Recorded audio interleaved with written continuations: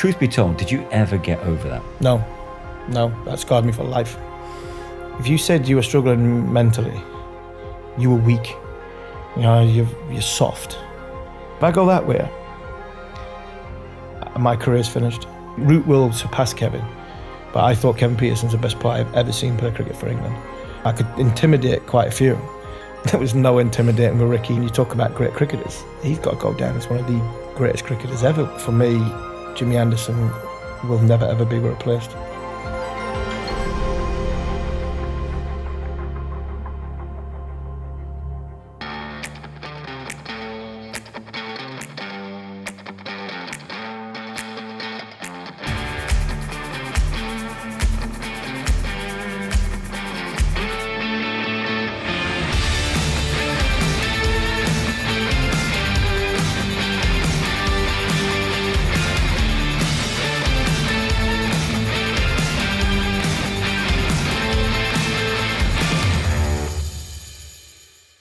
Hello everybody, a warm welcome then to In The Zone with Gambling Zone, sponsored by Prime Casino, transcending the online gaming experience. In this series, I talk to some of the biggest names in sport, charting their journeys and about their successes and challenges that they faced to reach the very top of their game. This week, I'm delighted to say I'm joined by a former England cricketer who, at his very peak, was ranked as the world's greatest bowler at the time. He was also a key member of the England squad that famously won the Ashes in 2005. He played 63 Test matches, 58 ODIs, a couple of T20s. He's the one and only Steve Harmison. How are we? Harmy, how are you? I'm very well. Yeah, 2005 seems a long time ago. It's coming up to 20 years. It is coming up to 20 years. And we still keep getting, obviously it was the last one that was on terrestrial TV. Yeah. So there was a hell of a lot more eyes on it, and the celebration, I think, capped up what was an unbelievable 7.5 weeks. But yeah, some of us are still celebrating it. Yeah. Do you actually still think it's the best Ashes series we've seen in recent times? I think so. Yeah. I think so. I think because of the games, for me, that's there's always that comparison in it. It's like the West Indies in the late 70s all the way through the 80s. That team, was that the greatest team or the greatest group of players that's ever played the game? They'll argue they didn't need a spin bowler. I would argue that Steve Waugh's team of the late 90s into the 2000s, who had the great Shane Warne, I thought that was the best team that's ever played the game. So I think to beat that team, I think I always described it looking back, it was probably the best team in the world at the time, which was England. We had gone from the West Indies winning over there for the first time since the 60s, and still to this day nobody's gone to the West Indies and won since. And then we won 7 in a row in England, went to South Africa and won for the first time in South Africa after apartheid by a visiting team, and then we were ready for Australia. So I always said it was probably the best team in the world against the best players in the world. And we won 2-1. We won by 2 wickets and 2 runs. So that tells you how close the series was. I think many of us cricket fans can still recount that second test, the Edgbaston one. But look, I want to get into this a bit later, because let's start at the beginning, right? Born in Ashington, in the northeast, not far from Newcastle. Hometown famous for being also the town of the former Charlton brothers. Jackie and Sir Bobby, of course. Did you always want to be a cricketer? No, I had no interest in cricket whatsoever. I always wanted to be a footballer. That's I wonder who you wanted to play for. Yeah, exactly. I think everybody wanted to play for. I've been fortunate throughout my sort of, sort of growing up. All you wanted to be was football. So jealous of Alan Shearer being able to wear that number 9, the local hero, as and he wore it with with some distinction as well. And I think every kid wanted to be that. And you look at, even now to this day, you look at some of the players that are playing. I'm probably going to miss somebody out, but the likes of Paul Dummett, who's just left Newcastle, Dan Burn, players who have gone on to represent the area wearing black and white. I think I was definitely one of them growing up at school. So I fell into cricket, if I'm brutally honest. I never really, during the cricket season, I never started the cricket season, never finished the cricket season.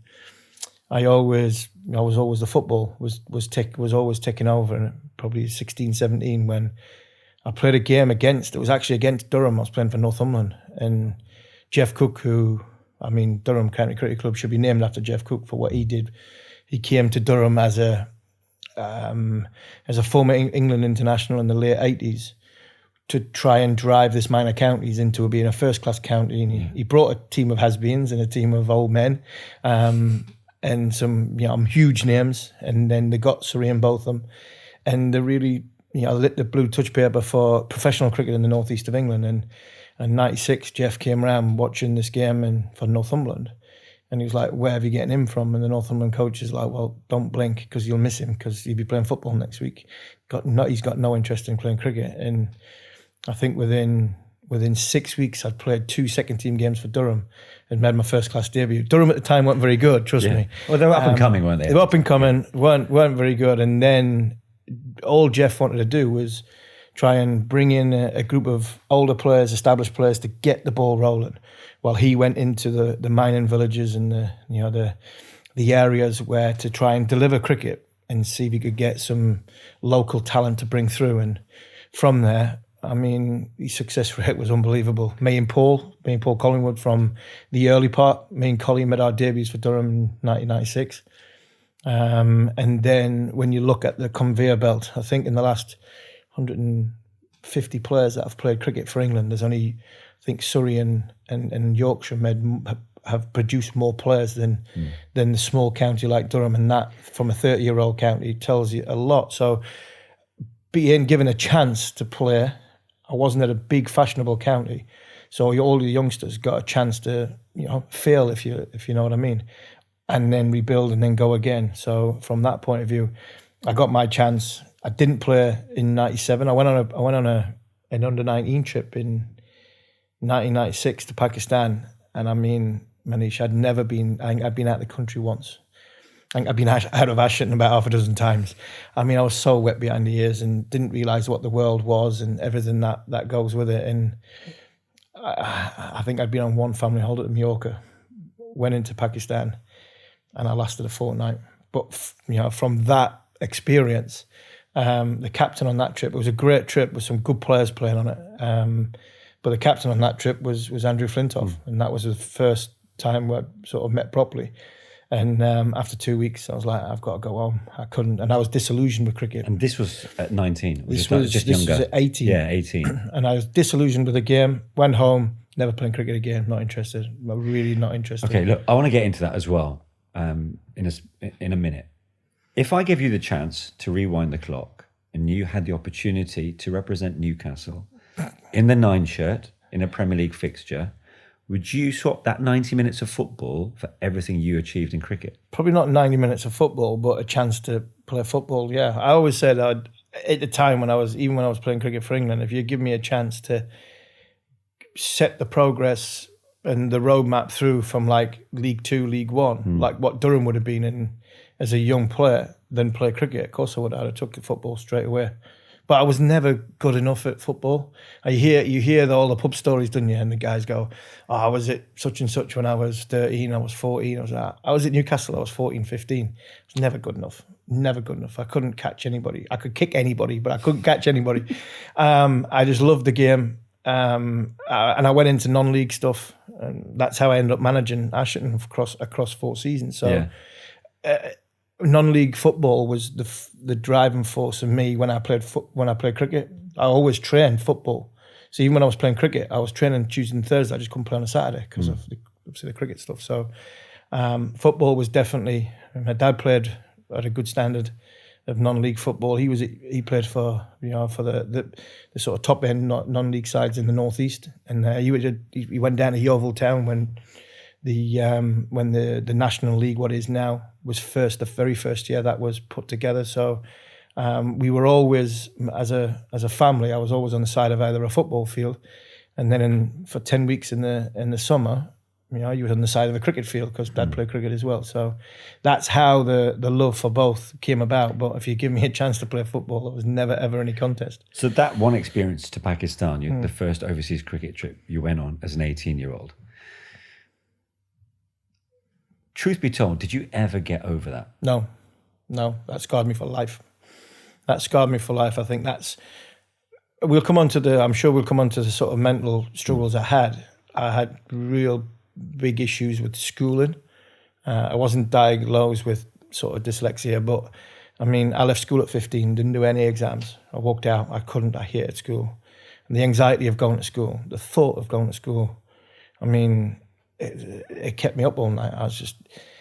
And to be fair, my 15-year-old son, exactly the same. He's obviously a lot brighter. I'm not sure what's triggered that and started him, but he's been homeschooled for the last 2 years. And it's the best thing we ever did. I didn't have that choice. I didn't have that option. I had no interest in school because for some reason the anxiety started there. And then when I went to Pakistan overseas, I mean, I don't think I slept for a fortnight. I mean, I didn't. Andrew Flintoff will tell you that because I kept knocking on his door at 3 o'clock in the morning saying, I've got to go home. And eventually he had to say, yes, you're going to have to send him home because I need some sleep. And that's why. But the anxiety But there's not one thing that triggered that. No, I just think the environment I was in, I wasn't prepared for. But even at school, you talk about not being diagnosed with any form of like ADHD or anything like that. Even now, you've not found out or dug a bit deeper? Not really, no. I haven't. I struggle, believe it or not, working in broadcasting and working in the media. I mean, I struggle reading. You know, I have to write things down in my words. And I mean, doing the job I do now, and I mean, some of the producers I've worked with at Talk Sport, I've took I've got this book that I keep everything in, and I had to look at it and go, what's that? I mean, what language is it in? What language is it in? So, but it's in my language, and I know how to get it out of it, and I think that sportsman fighter in me it'll never be beaten. My anxieties and my sort of depressions that I got diagnosed with, clinical depression, they'll never beat me. I'll fight it to every tooth and nail, and that's what I think being brought up in a place like Asherton has been all about. You mentioned the Charlton brothers, Jackie Milburn before. I never met Jackie Milburn. I met Bobby once, I think, and I spent a lot of time with Jack. I mean, towards the end, I spent a lot of time with Jack. I was fortunate to be at the part of the sort of family part of the of the funeral when it was piped back, because obviously he was diagnosed in COVID. 15,000 people turned up in Asherton to see his hearse go around. I used to have afternoon lunch with him every Friday at Newbegin Golf Club where I play. And what a man, what a character. He had time for everybody. And he was somebody that whenever you spent time with him and you seen people come towards him, he's like the Pied Piper. People just flocked towards him, and he had a conversation for everybody. And I was like watching him be like that for what he achieved in life, And I kept on saying to some of the lads that we're sat with, and I was like, can't believe we live in a mad football world, and we live in a mad football country, and we've had 12 players who played in the World Cup, 11 players who played in the World Cup final. And at the time, there's probably 6 or 7 of them still alive, and he's one of them. That's greatness. And to be in Jack's company for the length of time I loved the bones of that man. I mean, he caused a flood nearly every time he come in the golf club, because he knew that pound went in that coffee machine. He just didn't know the order it went in, so you press the button, and you sort of loads of times, Jack, cup. Oh no, put the cup underneath, because you forget the cup. Great man, great stories. And I think for somebody to look up to, because that was it. When you talked about Steve Harmison from Asherton, Mark Wood from Asherton, straight away Charlton brothers are mentioned. And I know Bobby gets a little bit stick from people in the Northeast but he left Asherton, and that's the thing that really annoys me when anybody has a go at Bobby Charlton from the Northeast. I mean, it really, really annoys me. There's a statue up of Jack in Asherton. There should be a statue up of Bobby in Asherton. Bobby Charlton left Asherton when he was 14, 15 to chase his dream, like any other kid would do. And he made a life for himself in Manchester, playing for the greatest team in the world. He won the World Cup for England. And I don't think Bobby gets the credit he should get in the northeast of England than Jack did. And I know there was possibly issues between the two, but he was born in Asherton and he was a World Cup winner in '66. So 2 icons to every time you go through sport from a person from Asherton. I mean, the two of them were such high regard in my eyes. Did you ever speak to Jackie about what you went through as a sports person? Not really. Little bits and pieces, more just sort of management stuff. He would, been playing a game or have conversations. He wasn't huge on his cricket, but it was more sort of situations and the environment you were in, pressurized situations, and Jack had this. I think if you ask any of the Irish players, he had this great way of making you feel 10 foot tall before that whistle went and you went out there. I don't think there was any sort of scientific reasons behind or a tactical genius behind how they were going to play. I mean, he was like a gladiator and just send them out in gladiatorial style, and that was something that I get off whenever I was speaking to Jack. I always felt better about myself just having a conversation with a man. You see, he was a fighter. Yeah. And you showed true resilience, because even on that tour of Pakistan, you still maintained a 7-year international career, which still, you had to go through tours yourself. But how did you get through them? It was, I'm not going to lie, it was tough. Good friends, some good people on them trips. Andrew Flintoff, from the very start, he was there. Rob Key. Is it true that Freddie was scared of the dark? Freddie was scared of the dark, so he was your perfect companion. So he was perfect. So we used to have interconnecting. We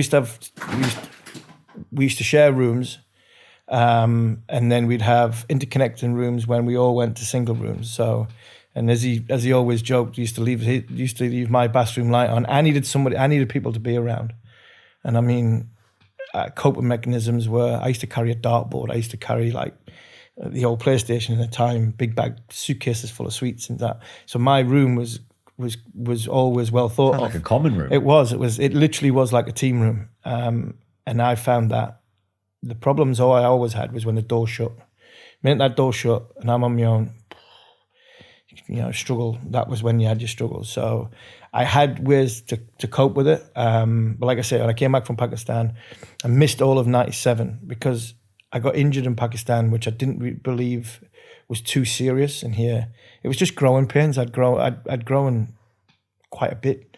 So the bowling action, I mean, all young kids go through it. And I was probably a late developer from that point of view. And then I came back in 1998, and David Boone was Durham captain at the time. And he just basically said at the start of the season, because I wasn't at one of the bigger counties, he's like, you're going to play in every single 4-day game this summer. You won't play any one-day cricket. He just says you're going to play in every 4-day game, because he literally took my blue kit off me. So we had our team photo at the start of the year, and then he was like, where's your blue kit? I was like, what for? He said, either put it in the bin or take it to the cricket secretary. You won't need it. He said, I'd rather get somebody out of club cricket and play one-day cricket than you. He said, you're going to play all the 4-day games, and we're going to manage your workload and body from that. And I think it was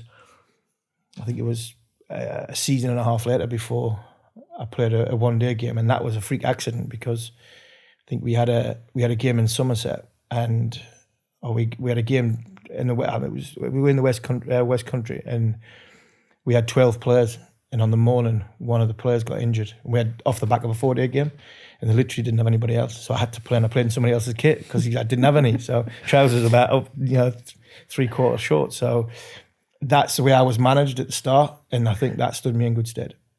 David Boone, and we all know the stories. The cans of beer, 54, whatever it was back in the day.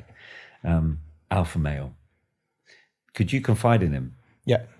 As to what you were going through, and did he understand? Not so much that, because I probably didn't understand it at the time. Right. And I was like, at the time, Manish, at the time that was a weakness, not an illness. I think if you go back to before the sort of 2000s, early 2000s, if you said you were struggling mentally, you were called weak. I mean, it was weak. You were weak. You're soft, and that's the problem. That was the problem, and it wasn't. I mean, it's an illness, and that is. I don't think what it took. I think it took a lot of people to speak about it. Obviously, I spoke about it. Marcus was the first real big catalyst. There was a time in 2004 against South Africa away. I'm standing in the airport in Johannesburg, and Rob Key helped me so much during that pre-tour, where it was like, do I go to Port Elizabeth? Do I go home? I mean, I had 3 weeks of like the hardest ever, because we were in Johannesburg, we were at altitude. I couldn't train. I was hyperventilating. I was ill because I lost loads and loads of weight because the anxiety was just it was terrible. And then all of a sudden it was like, do I go that way or do I go that way? If I go that way, I'm going to Port Elizabeth, not at my best. My preparation has not been as good as what I probably should be. Or do I go that way? And if I go that way, my career's finished, because I go that way, I do what Marcus Trescothick did 2 years later, because nobody really understood it. Nobody really got the sort of mental health and, you know, the anxiety angle of it. And I think pre sort of 2000s, I think a lot of people just thought it was weak. If you said that to somebody in the 70s or 80s, you're just soft.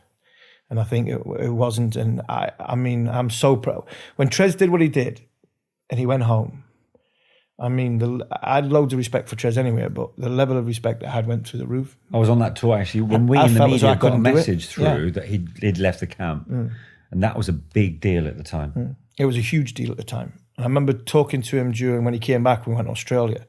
And the week leading into him going home then, I knew what was going on because he confided in me. And I'm like, you're so brave, mate. I mean, I could never have done that, because I should have done that if I should have done that in Port Elizabeth. I went to Port Elizabeth, played all test matches. I averaged 70, and that was it. It was like that. If I go that way and go home, you are ranked number one bowler in the world, and you're potentially finishing your career, because I still didn't think people understood it. So what stopped you from going? That alpha fighting me. I'd rather not sleep and try and I mean, I didn't bowl very well on that trip. I think I averaged 76, 9 wickets, averaging 76. And I really struggled. And that was because, I mean, I was awake. I mean, I don't even think I slept for a great deal of time on that trip. That was a real struggle. In the early part of that trip, I still think if Rob Key wasn't there, I possibly might not have lasted that long, because he could sense that I wasn't. And bear in mind, Keezy had gone through the National Academy with me. He's gone through under 19s with me. He's seen me at my worst, so he understood when things weren't great. But it was the fight in me that I don't want this to beat me, because I think if I'd given up then, I think I probably would have given up full stop, because I think my body would have just gone, well, that's it. Yeah. You went to Newcastle to train. You came back strong as an ox, and we saw what happened at Sabina Park. What happened at Newcastle? What did you do? Is it true that you were training alongside Patrick Cliver and all these others that were there? It was weird, because there was an article in a paper, and we played Bangladesh away in Dhaka. I got man of the match. I got 9 wickets in Dhaka, and I didn't play in Chittagong. On a plane on the way over, my back. I mean, we were in these crunched up seats, and I just couldn't. For some reason, me and Ashley Giles were in this front row of these seats, and I mean, they were designed for like people of 5'5", not 6'5". Yeah. And I got to Chittagong and didn't play. I couldn't play. My back had gone. So I go home with a bad back, and there was rumours and murmurs of maybe people saying, does he really want to play? And nobody really understood what I was going through. But my body was starting to let me down, and that was, a little bit what I was going through. And then Paul Winsper, who was Newcastle's fitness coach at the time, Paul left Durham. So Paul's first job in sport was at Durham, and he went from Durham to Newcastle when Newcastle trained at Chester Street. And through John Morris, who played for Durham, Paul Winsper, they read this article, and so Bobby Robson apparently had read it, and that's how the story went. And Paul had said, look, he wants to play for England. He's a good lad. He's a massive Newcastle fan. Can I bring him in here? And we did it. We did it on the quiet for 8 weeks. Nobody knew I was there. Because 12-month contracts in county cricket weren't there, so there was nowhere to go back to your county because there was nobody training during the winter. And it was amazing. So Bobby was, an amazing man. And he just basically said, look, dragged me into the gym, and he was like, you look at these guys and you see where these perform. You look at the reason why these are playing international football, the reason why these are playing top level. So you're going to get a chance, to see close hand and be around them, eat what they do, work out as hard as what they do, and just follow their lead, and you'll see what's happening. And that was like Gary Speed, Shea Given, Alan Shearer. James Milner, a young James Milner. And Newcastle had a good side at that time, and I was a little bit overawed about going in, and I was a bit skeptical of going in, thinking I'm invading somebody else's space, and if I was in my dressing room, I'd not want somebody from the outside coming in. But the senior players were really good, and from that, I ended up seeing about 3 or 4 managers off because Sir Bobby went, and then I was Glenn Roeder after that. Obviously, John Carver took over, and I think I stopped training just before Sam, and every time there was a break in my calendar, cricket, I would always go back into Newcastle, not go to Loughborough or go to Durham. I would go to Newcastle because Sir Bobby made me, you had to do basically what they did. So you had to be in for breakfast in the morning, you ate in the afternoon, and if there was a session to be done after lunch, you went across and you did that. And for 8 weeks, I was for a few years, I was fit and I was fine and I was strong. So Steve Harmison 2.0 comes back with a bang, the tour of the West Indies, and then of course we already touched upon the Ashes. But tell me about that England group of players from 04 to 06, which was such a dominant force. What made them so special? I think just the people that were in there, and we had loads of different characters, loads of different qualities. There's a lot of honesty in there. The characters that were in there, there were some friendships built up from previous times. So I think if you look back at 2000, 2001, 2002, National Academy and A tours that you were on, the likes of, Hogarth, Harmison, Jones, Flintoff, Key was on that trip. We did an A tour, which obviously Vaughan was captain. All them names were on that. There was a strong bond between that group who grew up with each other and came through. And I think we had I think that the Ashes in 2003 was the end of the likes of the previous cycle. But it was important that there was 2 or 3 that stayed around who were so invaluable to us. And Nasser was brilliant. As much as I loved having a go at him, because he used to stand there mid on and off and tell you exactly what he needed to be done. And if you didn't do it, he was more forceful at telling you what needed to be done. We needed that. And the whole 2005 for me was built. Nasser built that group with Duncan to come through, and he was tough on us. He was, but he was he was brilliant for us. And then when he stepped aside and Michael come in, it was the right time. We probably did need that more relaxed environment to be in. But that's not taking anything away. Nasser was brilliant for English cricket. He was so good for some of them young players that came through, and then it was taken on. Thorpe was in there as well, and so was Butcher. That Caribbean trip was the first time the sort of 5-man attack came together. So in Jamaica, in Sabina Park, it was the first time Hogarth, Harmison, Flintoff, Jones and Giles bowled together as a group. And that's what propelled and there were 5 different types of bowlers. And you fast forward to India in 2006, when when Flintoff took the team, when we were struggling for numbers, and a lot of people were injured. If you go through that 2005 group, the 2 key components that got replaced were Triscothick, who had his struggles, and then Simon Jones, who never finished from Trent Bridge. Triscothick was replaced by Sir Alistair Cook, and Jimmy Anderson, who will be Sir Jimmy Anderson soon, he replaced Simon Jones, and the team weren't the same because they had different types of characteristics. So there was a good group who I think were good, very close. And then the icing on the cake was Pietersen coming in 2005, who I think obviously just took us to a place where There was no fear factor against Australia, and he was the one that he was the one that was driving that. You talk about the strong bond, and you've also mentioned Kevin Pietersen, and there was clearly this split. We've had Andrew Strauss on this podcast, and he spoke about his regret maybe he should have done more to amidst all the noise and controversies and the clearly difference of opinion. He should have done more to integrate Kevin with the rest of the group because there was that split. Do you agree with that, Stan? It's hard for me to say because it was after my time. I mean, I left the England dressing room in 2009, and a lot of that stuff that Sir Andrew might have been talking about was after that. I left it. I mean, me and Kev fell out every week. That was the beauty about the relationship of Kevin. You could tell Kevin, and he would definitely tell you.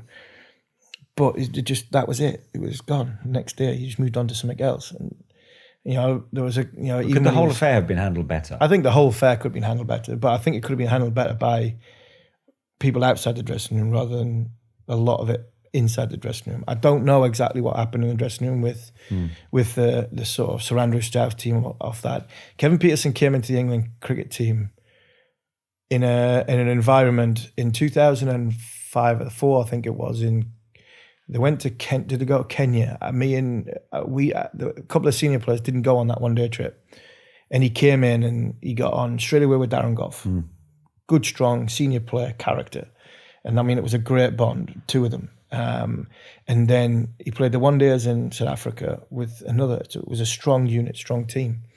And Kevin had a level of respect when he came in for people. And I think, just looking from the outside, I'm not sure Kevin got the respect he probably deserved when some of the younger ones came in, when all that old guard had gone. I think I'm not sure, I don't know this for a fact, but I think if you ask Kevin Pietersen about who he enjoyed playing with in the England cricket team throughout his years, I would pretty much say he enjoyed the first bit because of the characters that were in there. There was a level of respect both ways. I'm not sure there was a level of respect both ways when Kevin was probably 60 test matches in and beyond than what he was when he first came in. So, which is a shame. But dressing rooms, have their complexities. Dressing rooms have their differences. As a fast bowler, me and Kev used to fall out quite regularly, but it was in a team environment where, telling us bowlers, why are you not trying to get a number 9, number 10, number 11 out? Why are you not bowling at stumps? It's like, Kev, if we bowl at the stumps to you, you'd whack it through mid wicket like you'd not believe. We're trained to bowl outside of stump. You just couldn't get some of the crowd. All right, but I think Kevin Pietersen would have been a good captain. He had a very good cricket brain. You listen to him talking now on cricket, and he gets in deep into when he's describing the game. There's no doubt. I think I've just commentated on Joe Root in a domestic T20 game, and I said I'm torn. Who is the best? I think Jimmy Anderson will go down as one of the greatest cricketers ever to play cricket for England, the best bowler. I think I'm 50-50 at the minute. I think Root will surpass Kevin, but I thought Kevin Pietersen's the best player I've ever seen play cricket for England. And will Ben Stokes be up there with Sir Ian Botham as probably England's all-time greatest cricketer? These are the characters that make, I think, greatness. And Kevin was definitely greatness. He was brilliant. World class. Kevin Pietersen. World class. In Bloemfontein, 25,000 people turned their back on him. And he's 99 not out, and we're standing on the balcony going, "Don't kiss the badge, Kev. Don't kiss the badge." And he pulls the helmet out. I was like, "Oh, no, he's kissed it." And it went silent. And I remember I didn't play in that game, and I didn't play in the East London. Did I play in the East London game? I'm not sure if I did or not, but I would say 4 or 5 one-day games later, he got 100 in East London, and he more or less got a standing ovation by the South African public. This 100 was ridiculous. It's one of the best. It's not one of the best ones he's had, because I still don't think anybody can surpass the one he got in Mumbai, and he might not think that was the best one either. But the one in East London, it was unbelievable. He got 2 or 3 hundreds on that one-day trip, and he announced himself into the Ashes because we all knew he was going to play. And then it's, in his eyes, the hardest part was playing against South Africa. It's like, who is Australia? In his eyes, it was that. And his mentality was brilliant. Interesting that you've actually called him the best captain that England never had. But he did captain, and he brought me back for that first game. Well, he did, yeah. But, as in terms of longevity, it never really got going. No, my opinion on that is I think ECB wanted Andrew Strauss, desperate for Andrew Strauss, and he was probably the right person to have it. But at the time, Andrew Strauss wasn't in the team. He was struggling a bit. So I think they were waiting for Sir Andrew. And once Sir Andrew got back into the runs, and it was inevitable. They were going to find a way of somehow getting rid of Kevin. And again, like I said before, I think there were outside influences outside the dressing room that didn't make it easy for Kevin Pietersen to survive. And just to round off this first half of our chat, talking of world-class talent, who was the best batsman you ever bowled to? Because you've had Lara, you've had Tendulkar. Yeah, no question, not even close. Ricky Ponting. I found it impossible to bowl to him. I mean, small guy, you were marginally off. I always talk about bowlers bowling. Around about that 5 metre mark.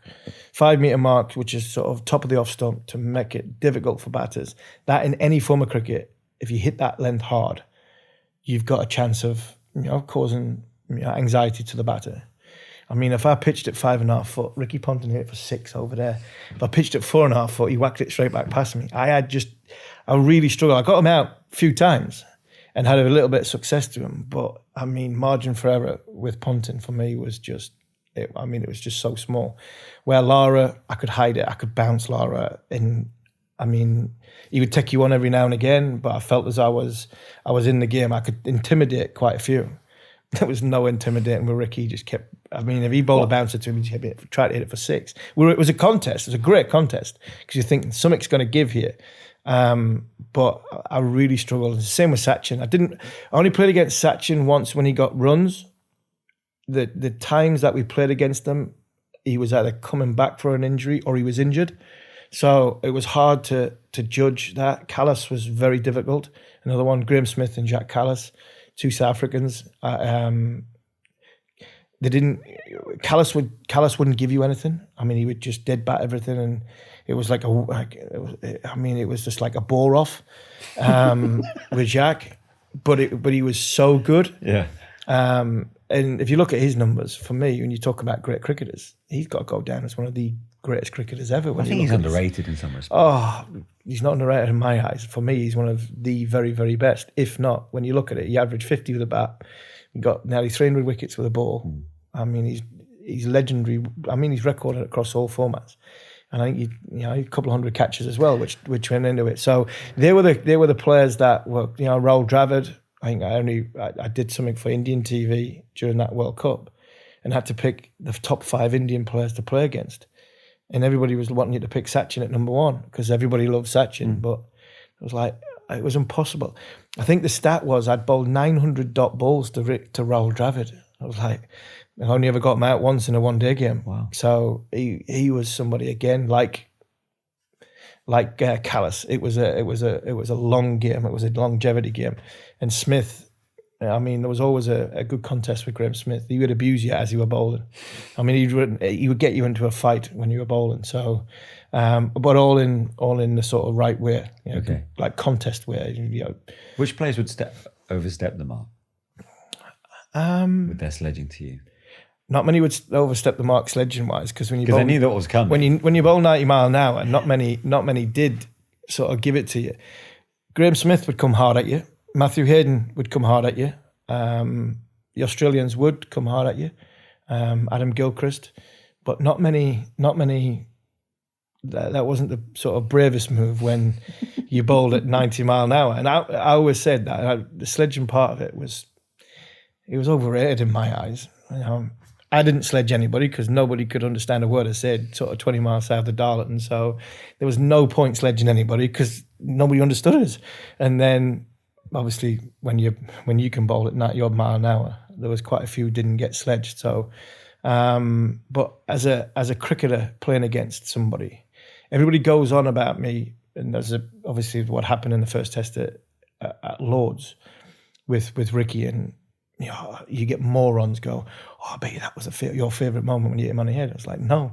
Favourite moment was about 8 balls later when he nicked at the Strauss. He was like, he put plaster on his face and continued batting. This guy's one of the greatest ever. For me, he was the best I ever played against from a batting point of view. Brilliant. We're in the zone with Steve Harmison with Gambling Zone, sponsored by Prime Casino, transcending the online gaming experience. Still to come, we're going to be talking about the future of Bazball and England and the last hurrah for James Anderson.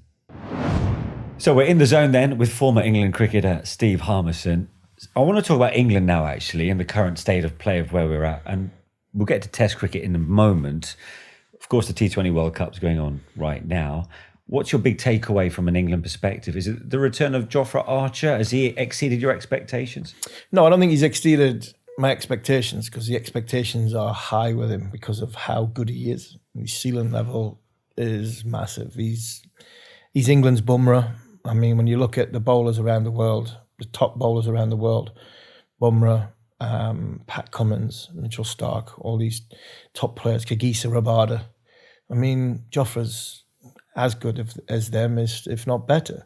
But you were quite cagey about whether he should go to this because I was always cagey on the boy's body and development, and putting him under pressure. It's such a high intensity and high pressurized situation where if his body's not ready for it, then are we setting him for a fall? I'd want him in my team every single day of the week. I mean, if you're Ben Stokes, you're very, very jealous that Josh Butler's got him. And I think when Ben Stokes gets him, Josh Butler might be jealous when he can't have him when it comes.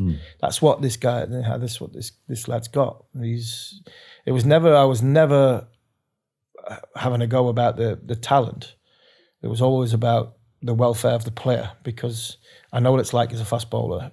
I understand what it's trying to get back into cricket. The modern day cricketers are different because they play different franchises around the world. They play a lot more cricket and a lot more high intensity cricket than we did before, and the era before that. But for me, I was always worried about his body, and he's been excellent. He really has. I think he's been brilliant.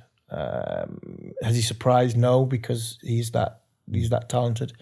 I just hope England can get a run of games out of him, and not for England, for Jofra more than anything else, because I think we'll benefit further down the line. I think from a red ball point of view, I think it's all about the Ashes, and if England can go to Australia with a fit and firing Jofra Archer, a fit and firing Mark Wood, pace attack, who are led by them two, along with Ben Stokes and a handful of others, I think England have a chance to go to Australia and, not causing an upset, because, it would be an upset because England haven't won in Australia for quite some time. But I think my issue with Jofra was always about the player welfare as a person.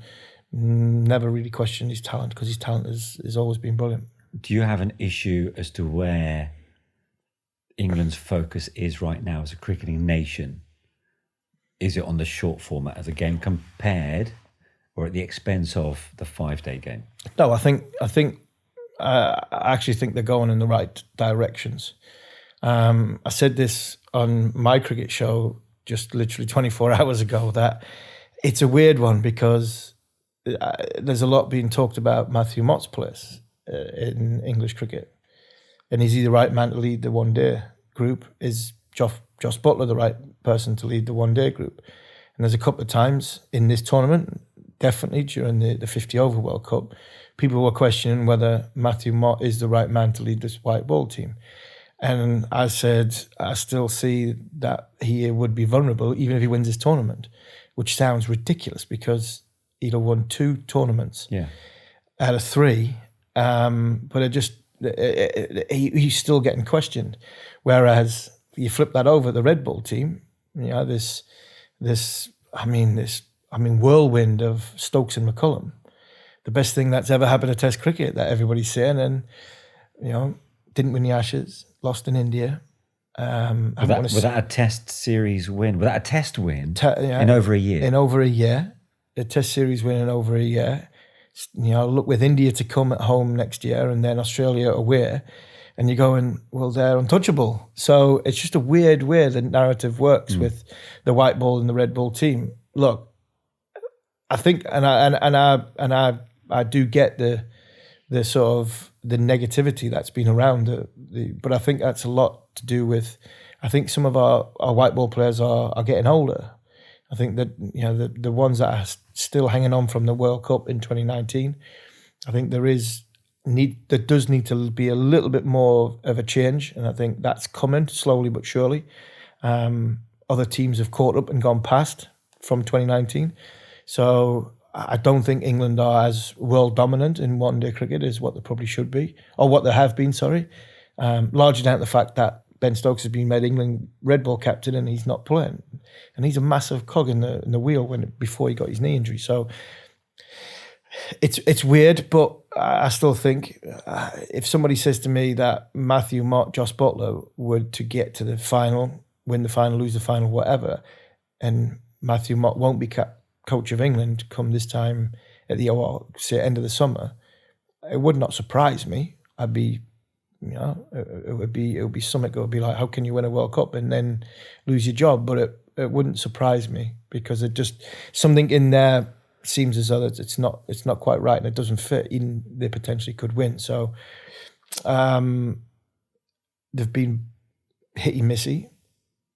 A memo to the England football team and the England football manager that starting the tournament and ending the tournament, there's got to be some level of flexibility. I think some ownership of, I was actually wrong with the early part of the selection, because England have gone from going with out and out pace to now, you know, they've played 13 players or 14 players in this tournament. You know, went without Sam Curran, went with Chris Jordan, went without Chris Jordan, now with Chris Jordan, went with Mark Wood, went Jamie without Mark Everton's Wood. injury also, you know. Yeah, there's a lot of injuries that has sort of reared their head. Will Jack's at the top, no Will Jack's now. Batters have gone up one. So all these things have been quite fluid in the tournament. Which for me is a good thing, and maybe the England football manager needs to think about something like that. But with the Test series coming up against the West Indies and Sri Lanka, does Bazball need a dose of reality? No, I don't think it needs a dose of reality. Look, the group don't like the word Bazball. I'm not a big fan of it either. But it is a thing, or is it not? No, it's not for me. I think it's two guys at the top of the tree going, what you got? Why? Checking all the fear out of it. What you got to worry about? You're playing cricket for England, playing in some of the best countries in the world, playing against some of the best players in the world. This is the best time of your life. Why are you getting hung up on it? Why are you getting anxiety about it? But why is it not happening? Because I think they're making mistakes in key situations where I think under pressure, the longer they do it, the better it'll become. And I think that's the thing for me with the narrative of England's one-day team potentially could lose their coach off the back of a win or a semi-final, final place. And England's test team, who haven't won for a series for a year, will carry on that road of the way they're playing with freedom. Because it's a process, I think it's a process that they will get it right. There was times in that India series where they had chances. They had loads of chances. And I think if they do it for another 12 months, they'll eradicate some of the mistakes that they've made. If they don't, well, then some of the personnel needs changing. So for me, the messaging and the way to play red ball cricket is definitely the way Stokes and McCullum want to play.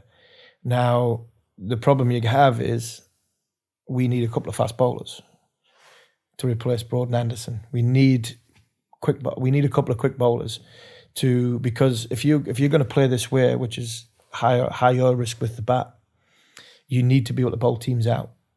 And unfortunately, and the reason why we probably haven't won in recent time is we haven't had the all-rounder.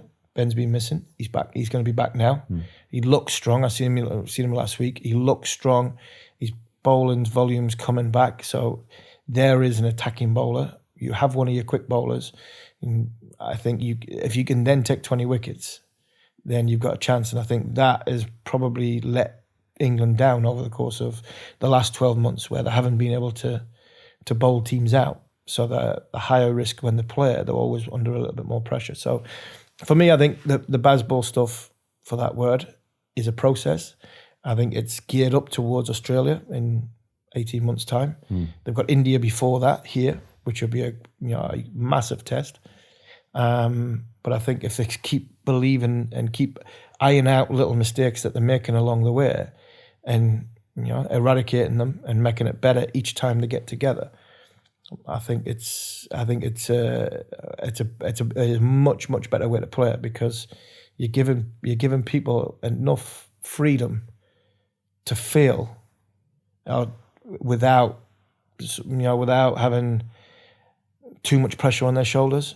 And I think if you have that, you'll get an individual player with a lot more freedom. And if an individual plays with freedom, he will play at his best.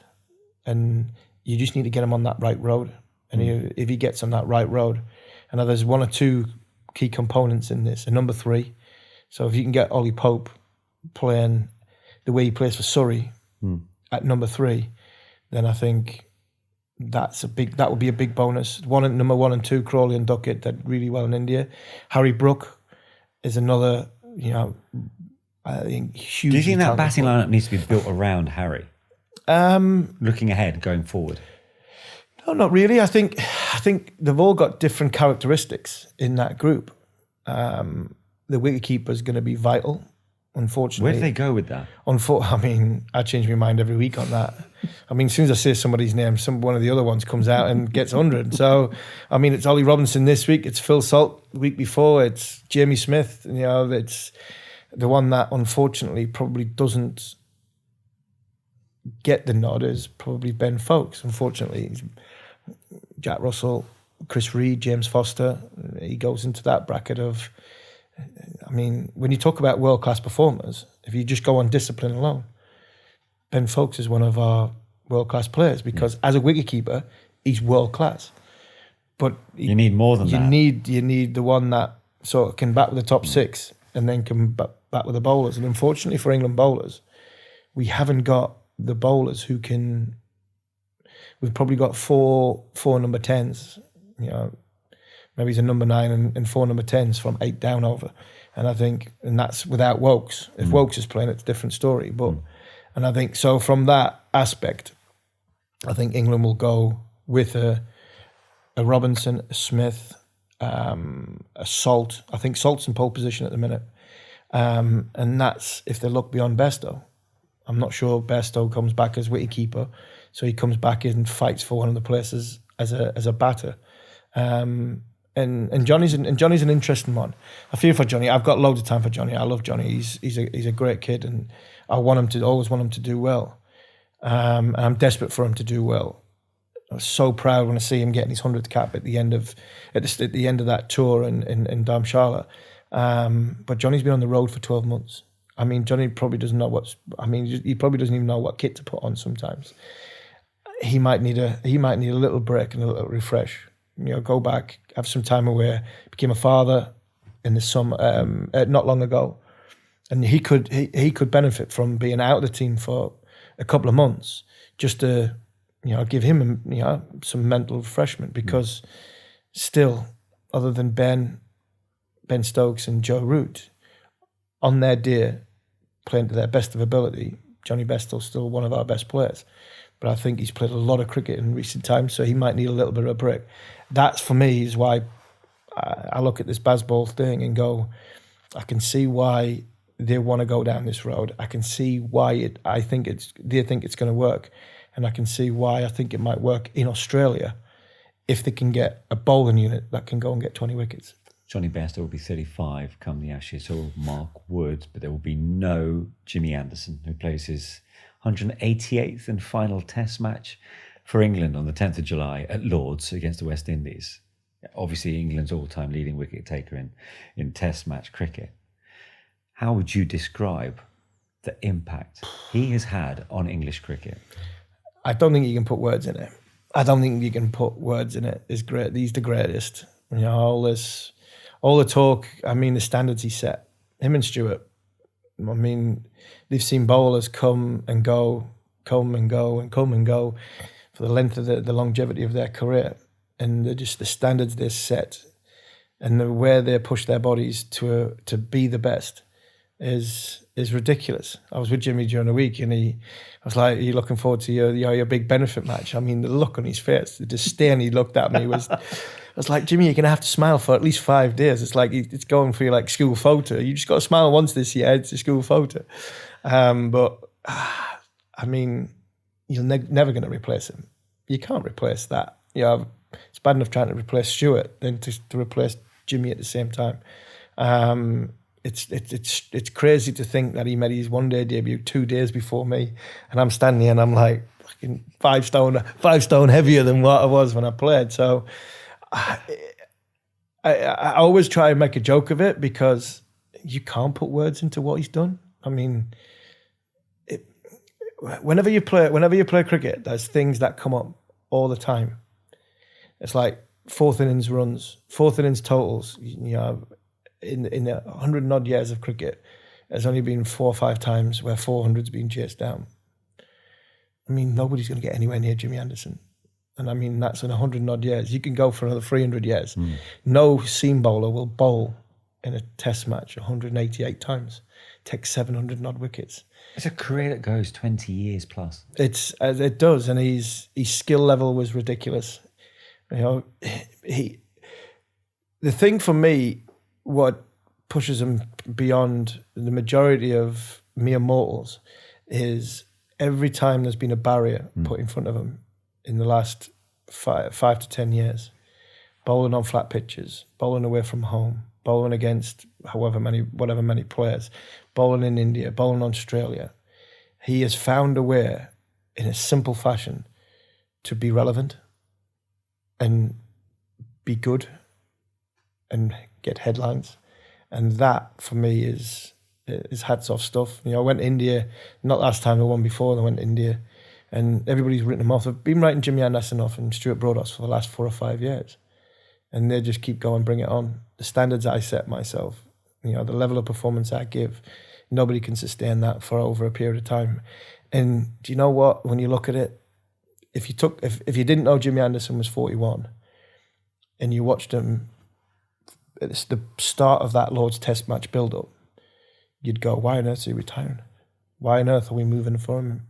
Because he will do all the fitness stuff at that level. His bowling will be at that level. He'll go into the Test match and he will bowl higher than that level.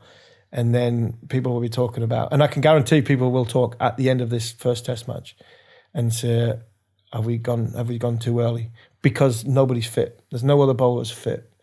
I can understand what they're doing further down the line. I think it is the right thing to try and get to the next point. But for me, he is the greatest cricketer that we've probably ever produced. Along with Ben Stokes, along with Sir Alistair Cook, along with Joe Root, along with Kevin. Well, we didn't really produce Kevin Pietersen. We adopted him for a little bit. Ian Botham. And yeah, that from my time of playing. Okay. Yeah, and then if you go back even further, the likes of the characters, but Beefy stands out in such a big way from batting and bowling. For me, Jimmy Anderson will never ever be replaced. 700 Test wickets for a seamer. Will that ever be replicated? No chance. I don't even think anybody get 300. I don't even think anybody. The amount of cricket people are playing now.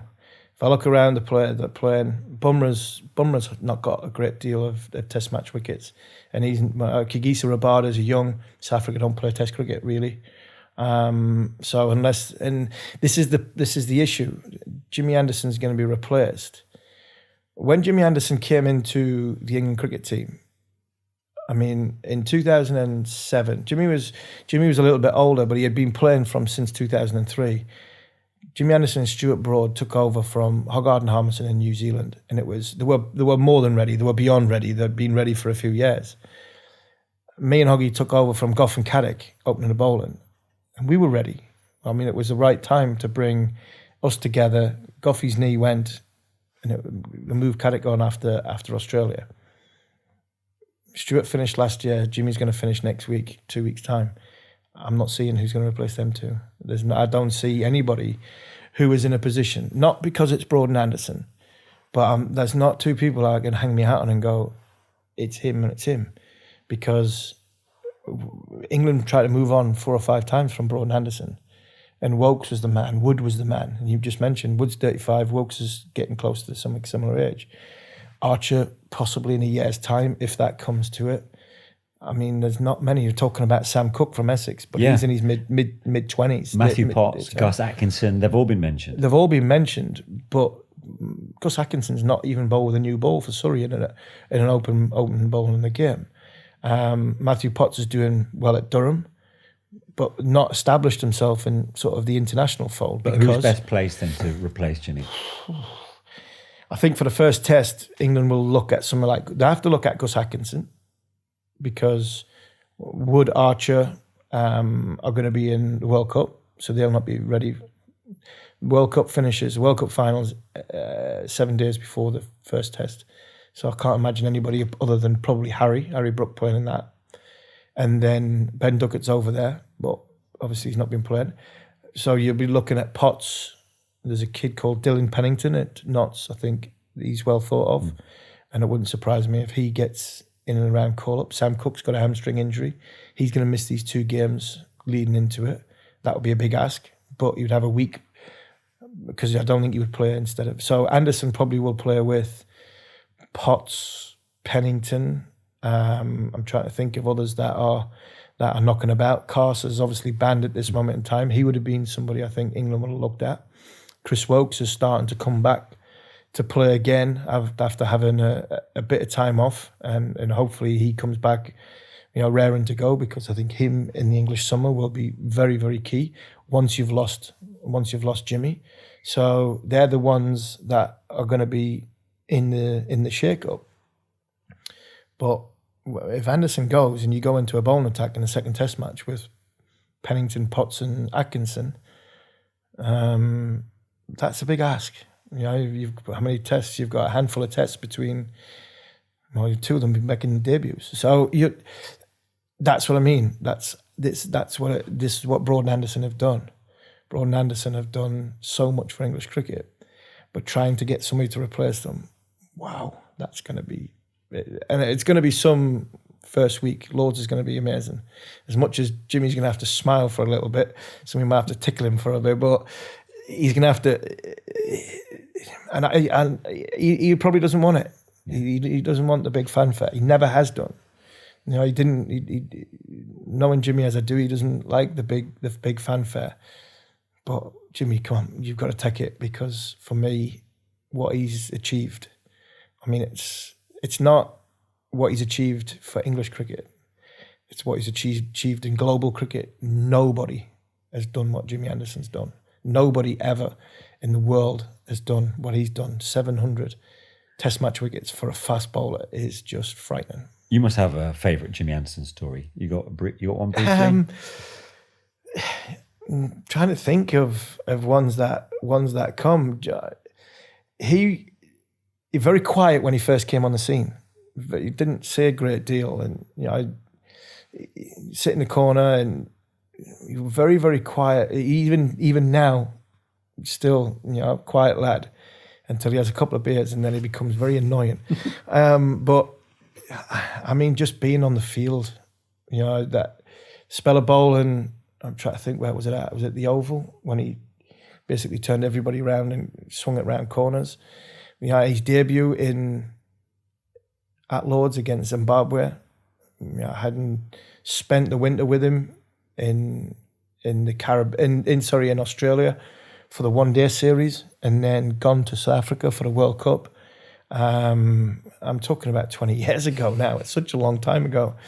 And seeing him come of age the way he has done. The one thing I will say is the person that made his debut in 2002, 2003 is the same character and person in 2024. And I think that's testament to the man more than anything else. And that's why he is what he is, because he massively high, go down, because he had some bumps in the road to try to change his action a couple of times. He wasn't in a team for a little bit up until that 2007 period. But once he got in 2007, I mean, him and Stewart were definitely the big leaders of the attack.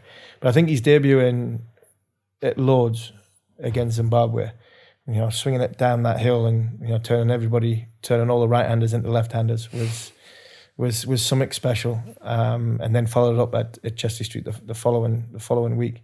I think when you see that, for me, when you talk about good stories, dressing room stories, but when you see that in a game, you go, wow, this is something special happening here. And I think everybody knew at the time he had something. He had an in-swinger, an out-swinger, a bouncer, a yorker, a slower ball.